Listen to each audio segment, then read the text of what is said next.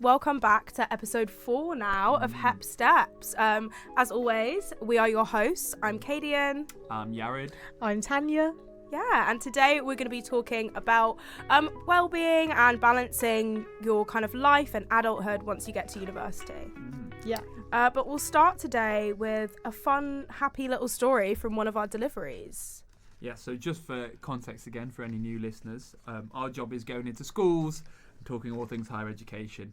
We just like to tell a little light-hearted anecdote because stuff always comes up, doesn't it? Stuff always happens. It's quite wholesome.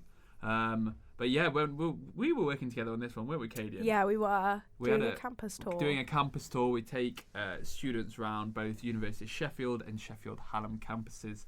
And we had one group of students who were just pretty fun-loving students, weren't so they? happy, so jolly. And these were year 9s as well, so sometimes it can be a bit of a mixed bag with year 9. Year 9's a good age, though. They are. They were really fun, energetic, very happy. Yeah, and they just they started playing a game of while I was walking around the campus of how many people they could get to say hi to them. So we were just wandering through Uni of Sheffield campus, and they were just, everywhere I looked, there were kids that were just waving at everyone, trying to get highs, Hi, complimenting people. Yes, saying, I love your coat. It was actually like the most wholesome thing ever. And some people were a bit taken aback. Yeah, people were like shocked. People would be like shocked. Looking around like me. Yeah, it just shows how little people actually kind of, I don't know, say that kind of stuff. Yeah. I'd love to be greeted like that. It was really lovely, actually. It was like so many wholesome interactions with the general public, and I think it really made people's day. People were really smiling. It was very cute. It was just wholesome. And some people were just shocked. It was like very funny reactions. They're watching people the reactions really happy of the funniest part. or really confused. Some people both so were sweet. amazing. And then it escalated into they start playing rock paper scissors with people, and I was like, right guys, come on. So there was like a crowd Too far. of them. I was like, It was very fun though. yeah, I think we ended up swallowing up some students in our campus tour, and I was like, what?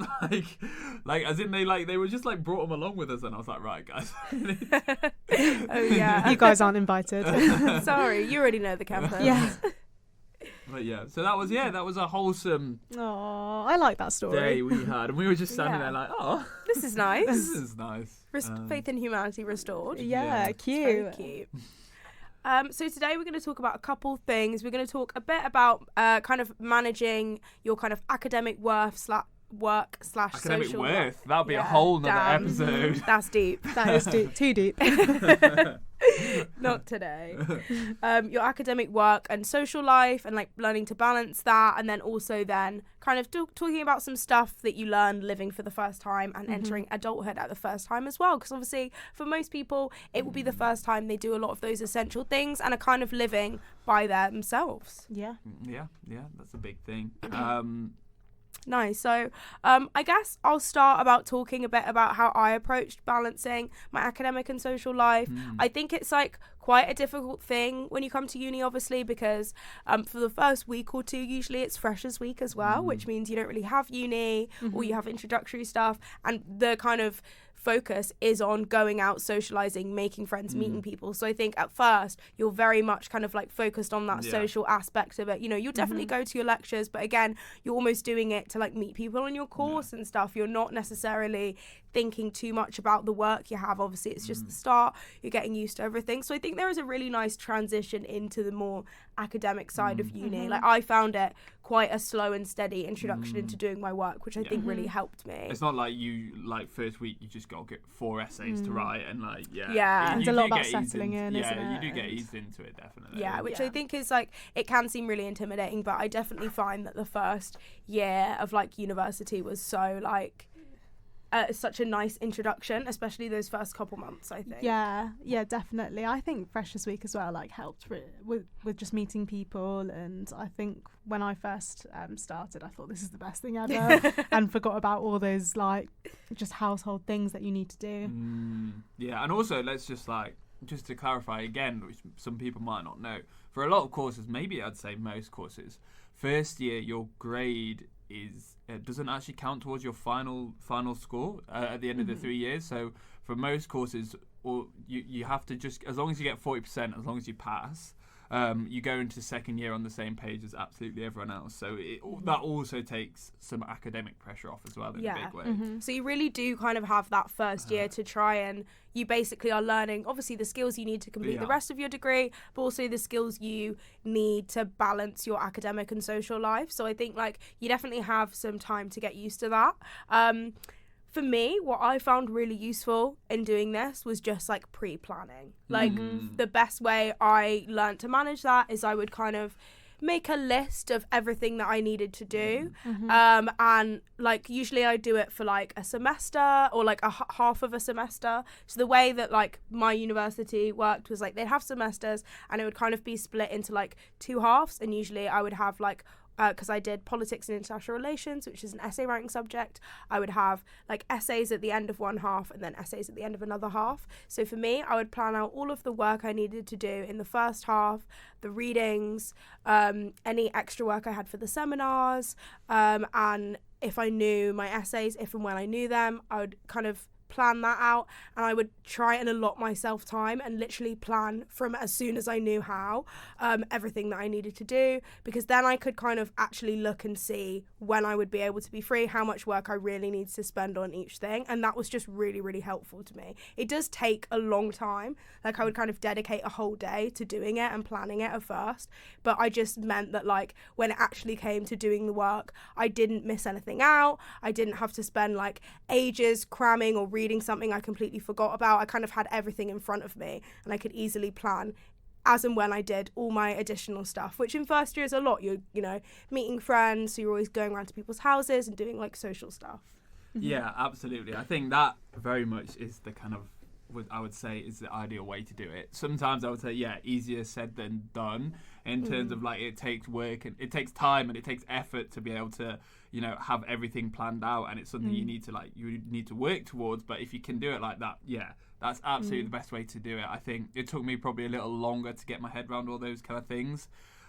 Being, you know, 19, I think, because it's a new transition. It's absolutely a new transition. And one of the big things, and we say this when we go into schools, one of the big things is you are completely responsible for your own learning. We always say in front of schools, we're like, what happens if you don't do your homework? And they all go, you get detention. And then we'll say, you don't get detentions at uni. They all go, whoa, that's amazing. Like, I think it really inspires a lot of them. Incentivizes them. But then you're like, well, but on the other hand, obviously it means that you've got to be responsible for doing all your own work. And it's absolutely true. That is the biggest difference, I think, between learning at school and learning at university. And if you obviously Kaydian, it sounds like you managed to adapt to that style of learning pretty well, but it takes some other people a bit longer. But, you know, it just requires work. And, you know, you'll kind of get there eventually. Yeah, I mean, it definitely took me a bit longer to get used to that routine. And I had to really split my day up. I remember when I was in my first year, I didn't really distribute my time very well. And then I had to think more into second year when the learning got a bit more intense, where I really need to figure out a structure to the day. But that's actually why things like a part-time job was really helpful for me during uni, not just because of the financial side, but even just to get a break from studying and just being, just kind of scheduling your time and saying that you have a set time to do your job and then your uni work. That really helped me, and I think it would be helpful for other people as well. If you're like me and you kind of almost need someone to schedule your day out for you, a job is actually really good for that. And I also did some other things like Borrow My Doggy, which is an app where you can borrow people's dogs. And I just did maybe like 2 hours of dog care every other day.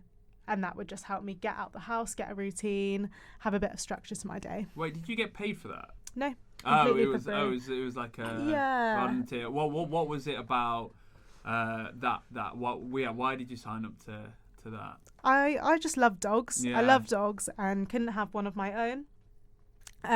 So I found this app, and like to do it for free was just like a really nice way to like help someone out, but also that really helped me out to like get out of the house and like have this little companion as well, and that was just really nice to add to my day to do. Nice. I know that there are some apps that you can get paid to do stuff like that, so that's a good job option for people. But yeah, the one I did was for free, and it meant I could kind of choose when I could look after the dog. Yeah, and I think that's a really important thing, is also like scheduling. Obviously your academic stuff is really important, but also making sure that a lot of your time you're not just doing that. I think that it's really, really important to make sure that you are scheduling time to do social stuff, to go and see your friends, to go and do your hobbies, to do something like looking after like pets that makes you happy. I think it's literally just as important to allot time for that stuff as it is for your academic stuff. Like it's, you know, it just makes everything so much easier because it makes you happy. And I think you're so right. I'm like just like that as well, where if I'm like spending time doing something else, like working or, you know, doing something for a society, it almost makes me more productive in the time I have to do work. If I had like less time, I think I found it more useful to be like, okay, I'm gonna be you know, I have uni from like 9 till 2, and then I'm gonna go to the library until 5, and then at 5 I'm gonna go home, and then I'm gonna do something else in the evening. It meant that I was actually being productive then, because my time felt limited. Whereas I think sometimes if you don't kind of plan your time and plan to do other stuff, if you've got like the whole day to do something, you just kind of let it take you the whole day because you've got nothing else to do. I think I was more in that camp, to be honest.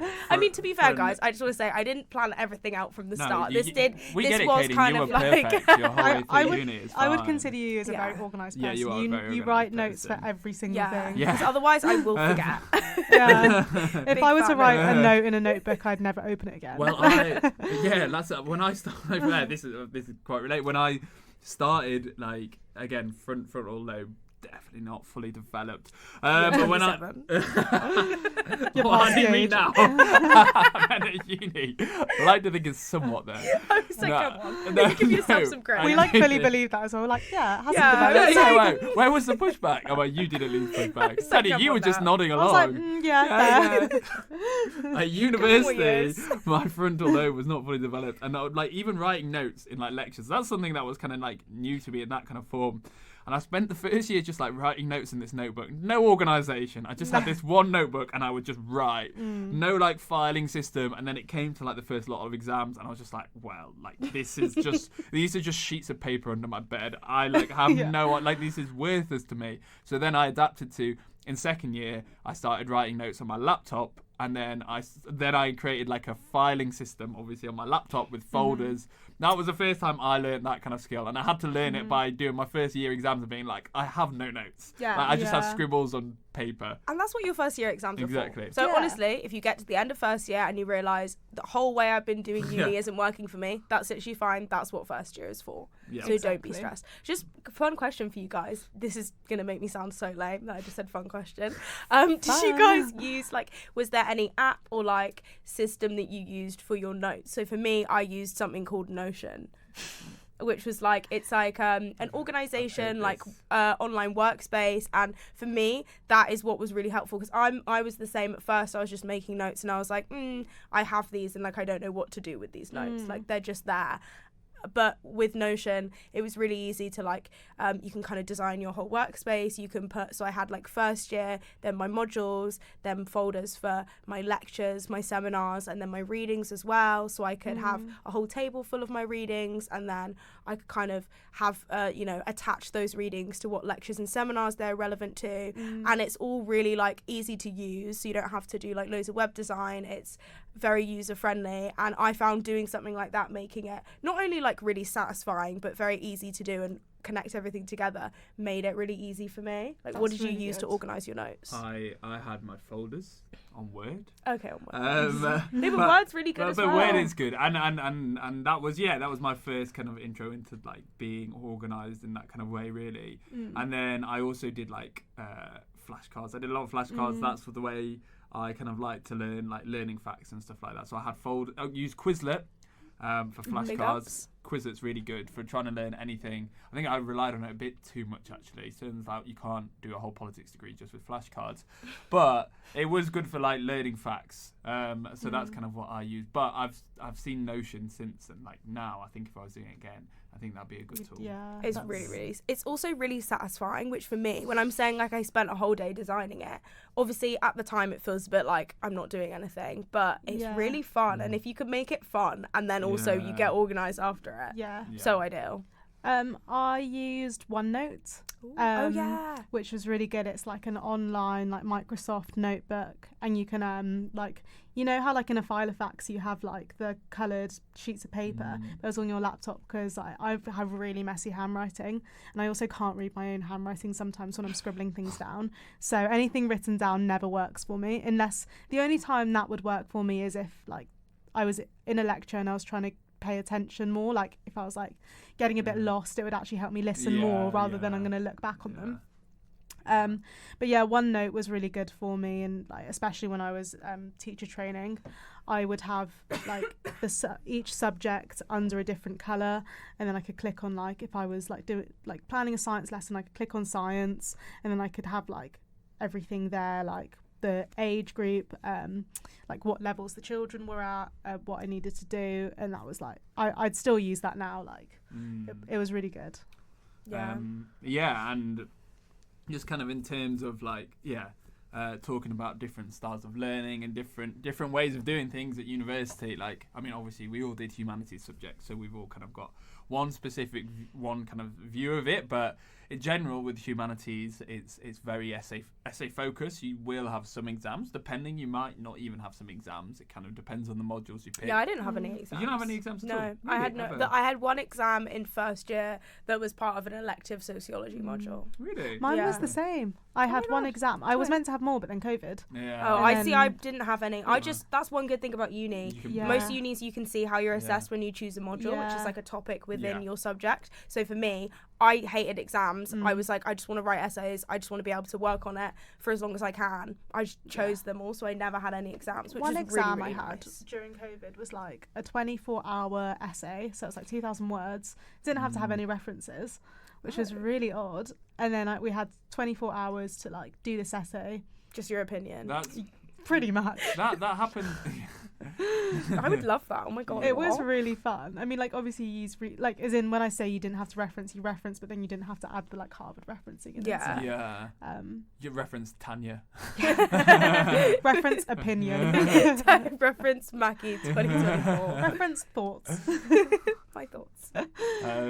But yeah, so in terms of essays, generally, like you get given your essay questions usually like a month before or so. Yeah. So for me, whilst a month before you have to complete it, a month before the deadline, you'll get given a list of questions on this topic, and you'll have to answer it in 1,000 to 2,500 words, maybe, depending. And in terms of approaching it, I was always, despite struggling a bit with the organisational side, I always like to start them very early, just because I knew I got stressed. And the great thing about an essay is you can do that. And if you do start it early enough and you just do it bit by bit by bit, it's actually not a very stressful process in comparison to doing exams, or at least how I found. But lots of people, to be fair, quite a lot of people didn't like do that approach as well. Some people really did like to leave it towards the end.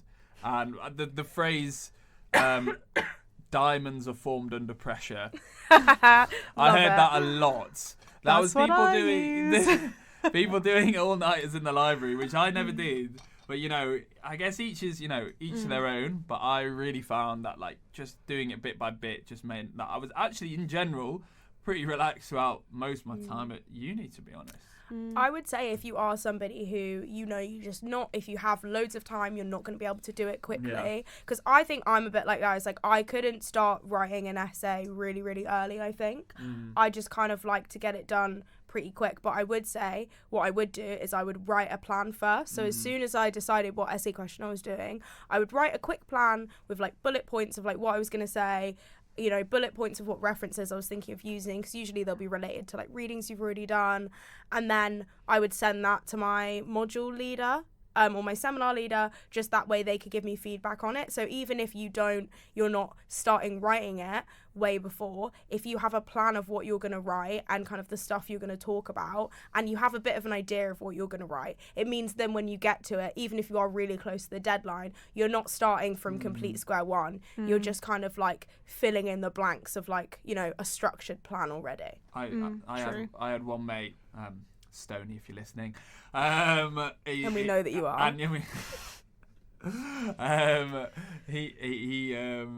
he started an essay the night before, got to midnight halfway through said essay and decided to change questions. I did that. Did you? And then I changed back. God. Really? Yeah. Wow, you're worse than Stoney. The stress. Yeah. Oh my god. And he did well. He got higher than me. There you go. Maybe his intuition knew. So sometimes though, I think actually doing it in a short period of time actually does have its advantages. that's 'Cause what you can't overthink it. I'm such a pro doing it. I think also when it's 2,000 words, that's not a lot of writing to do. Like I could bash that out in a couple hours, but it's about, I think, the thing that takes more time is deciding the actual points you're going to use instead of actually writing it. So I always was like, I'll write it closer to the time, because then I'm giving more cohesive thoughts than for me. If I take ages writing it, it's like I'm saying something in the introduction and then I can't remember what I said, and then maybe I'm like changing it, because what I would do with my essays, which is bad, is I'd like do an extra reading because I found something interesting, and then it would like change what I was thinking. So I think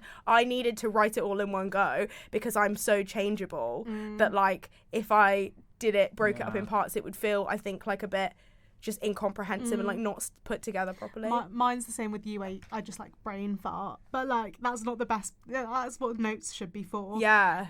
So like notes is probably like the best advice for like when you're writing essays, so that you can kind of connect the dots. But like I was like very much, when I would write an essay, I'd like think of something that like linked to it, and then like suddenly find an article, and I'd be like, oh right, let me just include this because this really like is relevant, but then like actually reading it made no sense. So I feel like when you do it all one go, you can make sure it's comprehensive and cohesive. But this is like an important thing to think about. Each their own. Everyone will do it differently, and that is what like managing it all and finding that balance is about. It's like finding out what works for you academically, how you learn. I think like when you get to university, it's the first time that you kind of have full control over what work you do, when you do it, how you do it exactly. So you finally get to figure out what exactly works for you. Like, you know, at school, even though you have a bit of control about like what subjects you study, how you study them, what you do, what you learn, how you learn it is like up to the teachers. They choose what you learn, they choose, you know, what quizzes you do, what they teach you about, what activities you do in class. You get to do it all for the first time now, so it's really about learning what works best for you. Absolutely. True. So I think we've covered kind of quite a lot of kind of the academic and social balance at university. I think we've all had similar and also some contrasting experiences and thoughts on the matter, which is good. It's nice to find some contrast when we've all done basically the same subjects at university and had similar experiences. So we're going to kind of now move on to kind of another similar, related but different topic in terms of living for the first time. Managing your life. Managing your life for the first time, living for the first time, because it's a different type of living that you'll get when you're at university, even if you are living at home.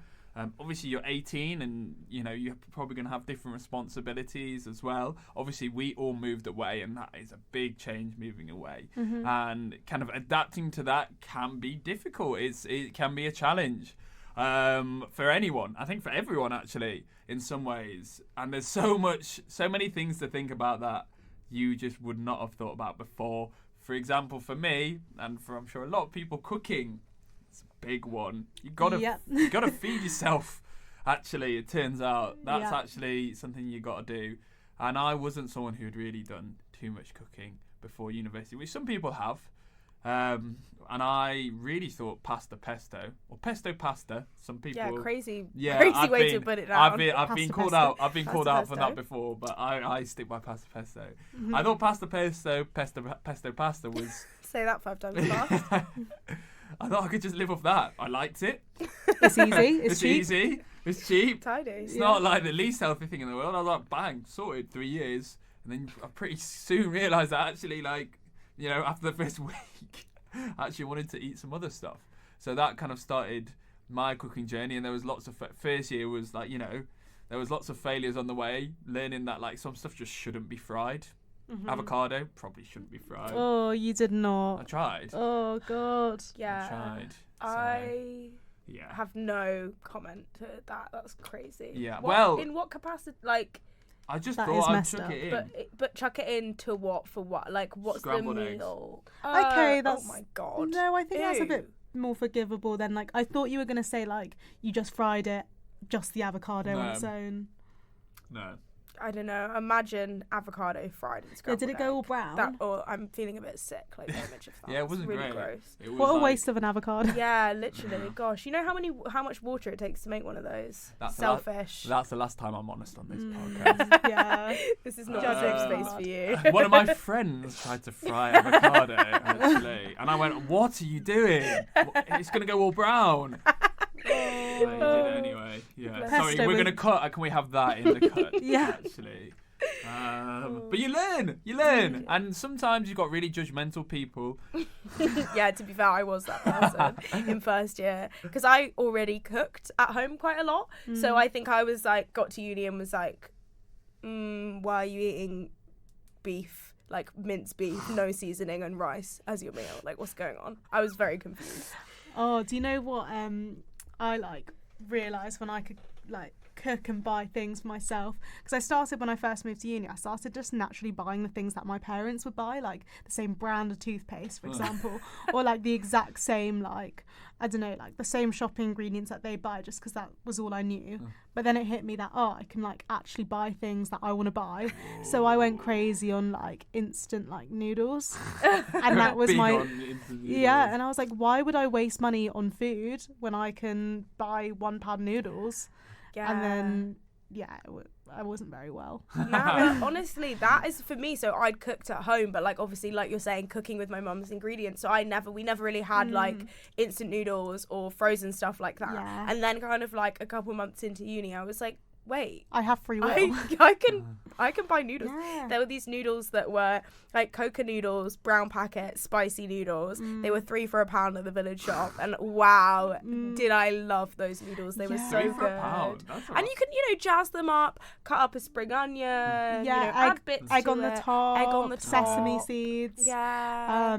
But yeah, no, my mum, like my parents were very like granola parents in the sense that it was only natural ingredients for everything. Mine too, yeah. Yeah, and it was only like there were never like snacks in the house, or if there were, it would be like nuts Yeah. or fruit. So it was the first time I was like buying things like crisps and like chocolate and like just junk, and I needed like that outburst for like maybe the first semester to be like, okay, right, I actually need to like.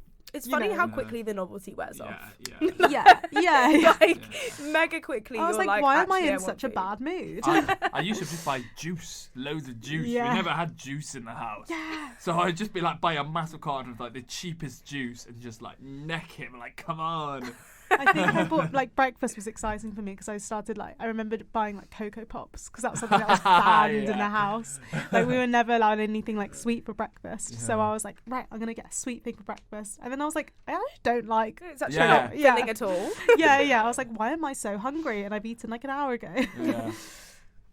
Yeah, it's But true, and it takes time. Yeah, you got to find out yourself that actually like having a balanced diet. It's something you figure out, isn't it? And also figuring out how to do it in like a non-tiring way, because I think even though I did cook and I feel like I had quite a comprehensive amount of like recipes I would Yeah, cook. you were perfect. Because I was, obviously. But because I was cooking at home, it was like I was cooking, my mum would tell me if I was going to be cooking. Yeah. She got all the ingredients for me. And also, like, because I knew and I was, like, just doing school, I wouldn't mind spending, like, an hour in the kitchen because, like, it was a novelty. I wasn't doing it every day. And it was like, I'm cooking something I really want to cook. Whereas when I went to uni, it was like the novelty wears off of, like, oh, now I'm cooking 3 times a day, every single day to feed myself. So I had to find recipes that, although, were healthy or like were cooking, also I needed to find stuff that I could do quickly because it wasn't like, I literally, my housemates used to joke because every meal I cooked would take me like 2 hours. I would just be in the kitchen for so long and that just wasn't sustainable. No, it's I would end up just not eating because I'd be like, oh, I can't be asked to spend 2 hours cooking, and I have an inability to cook anything under 2 hours long. And also like cooking's to make sure you have food for the next day as well, because cooking 3 times a day or not, like you don't really cook. I don't know, I don't really cook my breakfast like most days. Like I usually just have like toast. Wouldn't call that cooking. But Hey, but it takes time to learn how to do that. but it's things like Perfect you don't want to be cooking like every single day or No, at 2 too. times in the day, so you need to like then figure out, I need to actually like prepare food and I need to make sure I have food for the next day ready. And you can't afford to just eat out all the time, obviously. As well as a student, you do have a limited budget, so you have to cook. And I had some friends who they were actually in catered accommodation. I don't know if we've talked about this on a previous episode. I But kind of forget about that. yes, Oh, yeah. some accommodations are catered. So this is only really for first year student accommodation. So the one in Newcastle they had breakfast and dinner served to them, and it was like part of their rent. So obviously their rent was higher because it included the food, and it was only Monday to Friday. But personally, I didn't see that as a great option because you didn't learn they didn't learn the skills to cooking. Also, like their tea or dinner or whatever finished at like quite early, so they would often just miss it anyway. And I wouldn't like to be told what time I had to eat. yeah, I was like, they were like, oh my god, I've got to go home. Like dinner's gonna finish. I was like, wait, like we're adults. Yeah. What do you mean you're 19? Like, I also think I don't like being told what I have to eat. Like that's Yeah. one of the reasons that I learned to cook is because when I went vegetarian and my mum didn't want to cook for me, but no, didn't want to cook for me. Sorry, mum. Just like didn't want to cook 2 meals, which is valid. Yeah. And also like I just like to decide what I want to eat. Yeah. And kind of I feel like you get to a certain point in your life where I'm like I can cook. Why am I eating like food that like the I moment don't where want you're to like, eat? I have free will. Yeah, like I don't need to do this. the I can just idea make of- myself food. The idea of catered cooking actually does like appeal to me though, like especially like I think that would have appealed to me like in my like teaching in my postgrad teaching year, just because I was like I got home at the end of the day and I still have so much work to do like after placement that I'd be like, oh, I just wish someone would cook for me. But that's when my housemates in that year, like we all shared our cooking. The dream, the was utopia of a great. uni house. I never had it. Oh, I always wanted it though. Really? Yeah, I'd see people have like cooking rotas at uni, and I was like, again, frontal lobe. just well, I wasn't get there. home So from placement pro. and like dinner would be served. Oh, And it that's was really nice. cute, and like it was my housemates were vegan, so it meant I had to change like what I was eating a little bit. It also meant I got to like experience new foods, and like beforehand I probably wouldn't have like chosen to eat vegan, and then I tried it and I was like, wow, I really like this. So it was good to experience like something else and something different as well. But yeah, but back to just that the catered quickly. One of my friends who was on catered accommodation, he developed he was from like London, from like Surrey, near you, Tanya. I don't think he had many Gregs around where he was from. No, Greg's isn't a big Surrey. No, Shocking. it's more Gales than Gregs. It is, yeah. But The he Gales was- Greg divide. Gale cinnamon bun. Yeah. But and Newcastle is a home of Greg's where I went to uni. Big so ups. he was just like, there's a Greg's pretty Living much off every Greggs. corner. So he was like, that was his lunch every day, and then he would miss like dinner, and he would just get a Greg's, and he was spending like hundreds of pounds on Greg's on top of his like. When Greg's is meant to be like a cheaper yeah, option as yeah. well. Yeah, on like top of his catered accommodation. And I would say, I would say that's not the way to do it. But yeah, Greg's is pretty good. Greg's is great, but not every day on top of your catered accommodation. No. Do you want to know what I had for most breakfasts when I was in Scotland? There was this near the uni in the School of Education where I used to go for lectures. There was this little cafe called Levels, and they did 3-item breakfast rolls for £3. And I used to get a haggis, omelette, and like a hash brown in this roll, and it was the best. That sounds delicious. And to be fair, I £3. Yeah, I dream of it.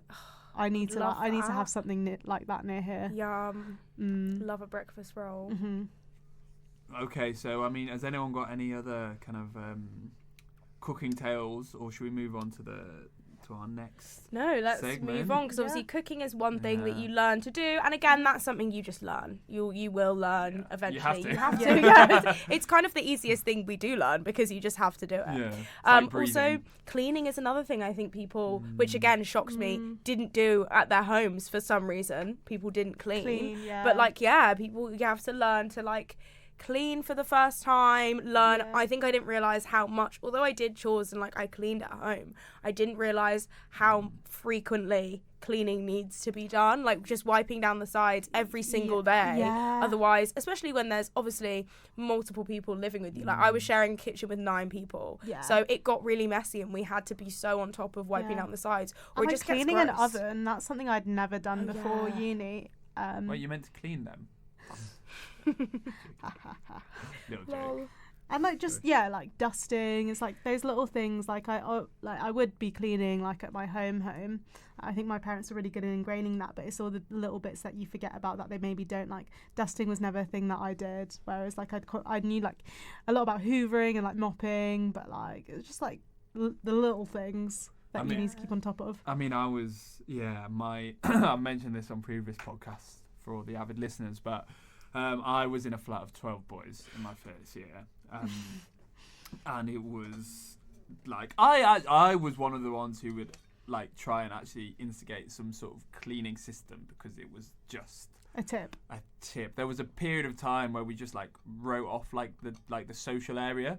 We just wrote it off. We just didn't go in there because it was so disgusting. That was the same as our second year house. Did it really? Yeah. Kindred spirit. It was the boys' room. They'd still like play like their video games in there, but I'm not even joking. There was like chicken bones like in a takeaway box that had been there for like 2 weeks once. Yeah. I know.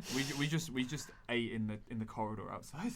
Sat at the kitchen for like a good while until some brave souls, me included, ventured back into the dining room to sort it out. That's impressive. So it was only in second year when I lived with less boys, 6 people, that we actually started to really get on top of that and have a habitable space. Actually realised, we can make our space nice, not just funny posters. You can actually like have lights and stuff. Wait, this could be enjoyable to see. Wait, what? We can like aesthetic. I don't have to put mouldy food in here. I remember when we got some lights for the first time, I was like, oh my god, this is like revolutionary. Lights, little lights. Interior design. What is it with like boys and like the main light? The main light in my current house has never been turned on. It's big light. We were just big light. We had one of those like industrial like office lights in our first year as well that just had the harshest. I think like you the could hospital bright light. Yeah, you could like see through people with it. Like it was something else. But yeah, lamps came into my life in second year, and I've never looked back. Big. Yeah. That's a good point though. Compromise as well of like sometimes a room is too disgusting and you just can't go in, and you just have to, lock the door. That's what we literally just close the door and just abandon it. I think a big thing with cleaning for me is like it was compromise, because it was like even if you want your space to be like clean, if somebody else doesn't want to clean, you kind of can't force them. You just have to either be a brave soul and enter and clean, or just throw the towel in and go okay. But do you not think like there is a line though where it's like 100%? But for me, it's like if I'm sharing a space with another adult, I can't force them to clean. So for me, when I realised that I had different living standards with somebody, and if I've said, I would like this to be done, and they're just consistently not doing it, instead of like nagging them or being like, this is disgusting, this is crossing a line, I just was like, cool, I'm not going to live with this person again.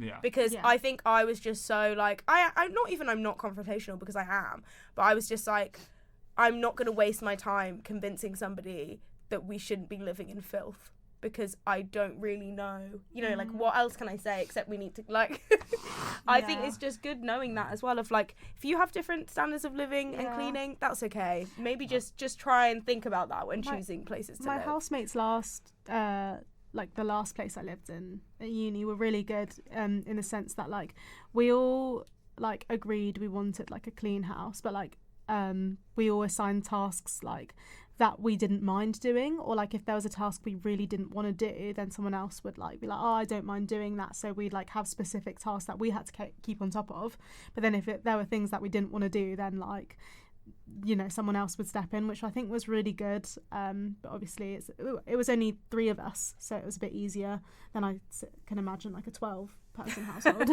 would be. Yeah. Okay, so I think we've pretty comprehensively talked about all of the different things you have to manage when going to uni. I think like cooking and cleaning are obviously the big living ones. And you just kind of do learn how to do it and balance, that's other stuff that you'll be balancing alongside your academic and social life balance. It's just like general life stuff, which is really important to learn. And that's one of the things I thought, when I look back, was so good about uni, is I had the opportunity to learn these like really important life skills, learn how to, manage cleaning and like managing a household and do my cooking and like how all of these things work for me.